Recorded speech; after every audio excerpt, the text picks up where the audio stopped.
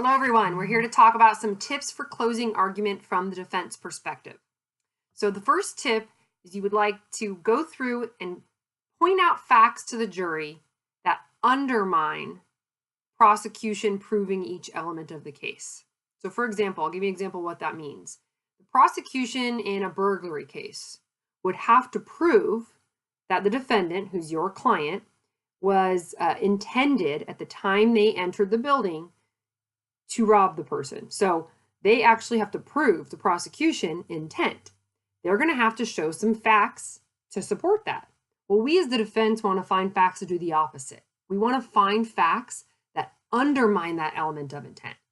So the prosecutor might argue, well, they were carrying a bag. And the reason that they were carrying that bag is because they knew, they planned. That shows their mens rea, their intent. They had that bag ready when they walked in the house so that they could fill it with loot before they left. That bag is a fact that proves this person intended to steal. We as the defense want to take that apart and say all the millions of innocent reasons someone could have a bag and why that doesn't show anything about intent. Someone could be walking down the street holding a grocery bag and wander away, or maybe that person carries a bag for their work, or if they're a woman, maybe it's their purse. So we want to take facts that the prosecution might try to use to bolster their elements and point out why they can't prove the element with that fact. They don't have enough. Really, what we're trying to do as an overarching things defense is chip away at what the prosecution has. We don't have a burden of proof. So remember, we talked about that initially. When it comes to disproving a case, we don't have that initial burden to say all these facts match these elements. That's their job. Our job is to chip away at that, to say maybe these facts don't match these elements. This fact that they thought matched this element, it doesn't. Or this element, they can't prove it. They don't have enough facts to get there. So we want to attack the elements. Go through and say affirmatively why the prosecutor can't even prove this case. The second tip is to present an affirmative defense. So if, for example, it's a mistaken identity in our robbery case, the person who was stopped holding a bag said, look, I was the wrong person. I was just walking down the street, but someone of a very similar description must have been trying to rob houses. Sorry, you got the wrong person. Misidentification, it wasn't me. That's an affirmative defense. So we wouldn't just attack the prosecution's burden. We would say, look, they can't meet their burden with these facts.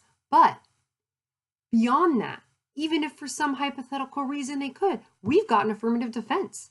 We have something that of our own that we can prove. So as opposed to just the chipping away, building up an affirmative defense is the opposite. We're building something up. We're bringing something to the table. And we're not required to do that on every case. But if you have the facts to back it up, it's really strong. So if you have a case where it presents some sort of affirmative defense, you want to hit that hard. You want to connect why the facts of your case meet what's required for that affirmative defense. The third tip is we want to build up the level of proof the prosecutor needs. They must prove a case beyond a reasonable doubt. Prosecutors like to say, everything's open to doubt, or reasonable doubt, it's not that high. And they are always trying to scoot their burden a little bit lower and say, look, people get convicted every day. Well, we as defense attorneys want to do the opposite. We want to make that bar so high that they can't meet it. So instead, we want to focus on beyond a reasonable doubt, how much proof that has to be. So beyond a reasonable doubt isn't just, yeah, that makes sense. What the prosecutor said makes sense. No, if your jurors just say, yeah, I mean, I get it, that's not enough. They have to be absolutely sure beyond any reasonable doubt. And one of the things we can do to impart to jurors a not guilty verdict is to point out some reasonable doubts. You could say, hey, look, this is something that it's a reasonable fact to have a doubt about. So for example, if our person in our robbery example has an alibi and we present it and say, look, it's a misidentification case. It's the wrong person. We have an alibi.